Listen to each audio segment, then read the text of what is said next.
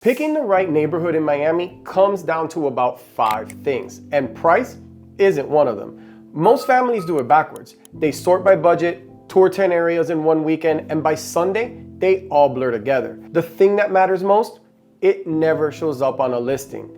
It's how close you end up to the people you actually do life with. So before you fall for a house, let me walk you through how I'd actually pick where to actually live here. Not the version you get on a ranked list. Those articles all talk about the same things. The weather, the bugs, whatever neighborhood is actually trending this year. And that's easy to look up, and it tells you almost nothing about whether your family will actually be happy here. What actually decides that is 5 things. The house is only one of them, and it's the last one, not the first one on my list.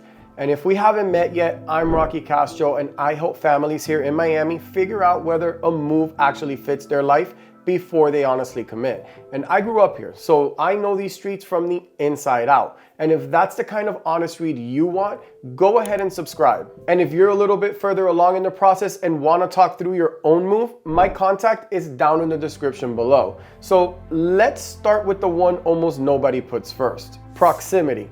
And I don't mean how close you are to the office. I mean how close you are to your actual people. The ones you actually do life with. Your kids and their friends. Your friends. The family you want to see on a random Sunday, not just on the holidays.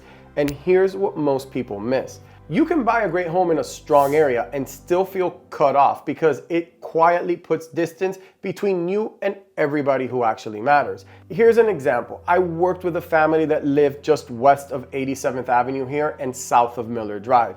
And on paper, the house worked. But the drive to their kids' school in Coral Gables, the one that should have been around 15 minutes, was running them 30 to 45. And that was every morning and every afternoon. That simple task wore on them. It was a big reason they ended up selling and moving east, closer to where their kids actually spent their day.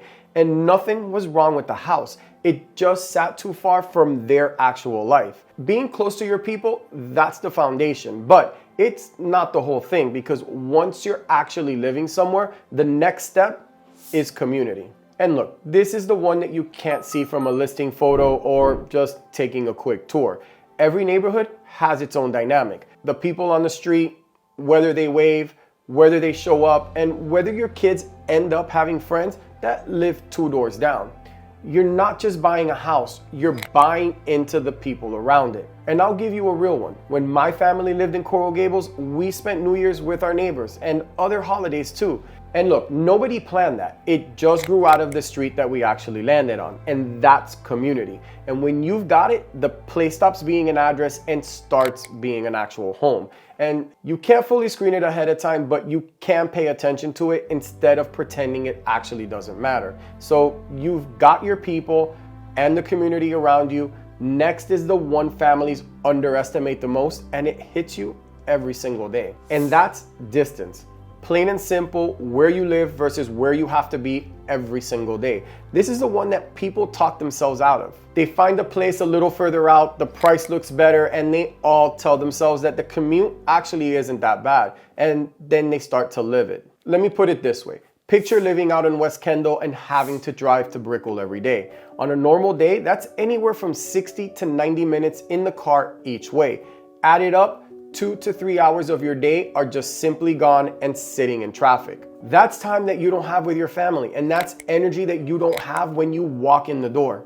A long commute doesn't feel like much on a map. It feels like a lot on a weeknight when you're still stuck on the actual highway. That doesn't mean that you have to live on top of your office, but it does mean that there is a real cost, and it's important for you to count it before you actually sign, not after. So real quick before we keep going, I made a Miami neighborhood shortlist worksheet that turns all of this into a 1-page checklist so that you can score any area that you're actually looking at. It's free and it's located down in the description below. Go ahead and grab it, follow along, and build your own list. All right, now let's keep this going. Now you get to the neighborhood itself, because this is where all 3 of those things either start working together or they actually don't. And here's the trap that I see all the time. A lot of families have a neighborhood they actually pictured. Say you always saw your kids growing up in Coral Gables. Then the math gets tight, so you talk yourself into another area and simply make it work. But sometimes you spend years feeling like you actually settled. Not because there's anything wrong with where you landed, but because it wasn't where you actually wanted to be. So I'd be honest with yourself early. Which neighborhood really fits your lifestyle, your daily routine, and the way that your family actually likes to live? Get that one right and everything else has room to work. Force it and you'll feel the gap for a long time. And there's one more here, the one that everybody starts with that I'd put last, and that's the home. The house itself, the bedrooms, the space, the layout you actually need. And those things actually matter, but look at where it lands, and it's last on this list. Because here's the trade-off in all of this that almost nobody plans for.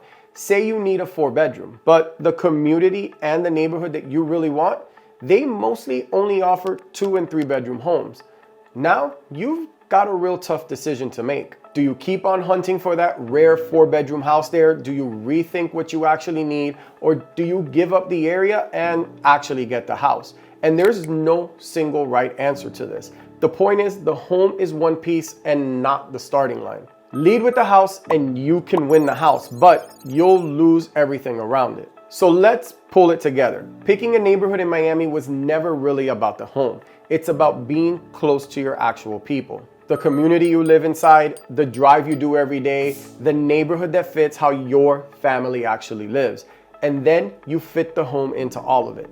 When those pieces line up, finding the house gets a whole lot easier. More importantly, your day-to-day life actually works once you actually move in.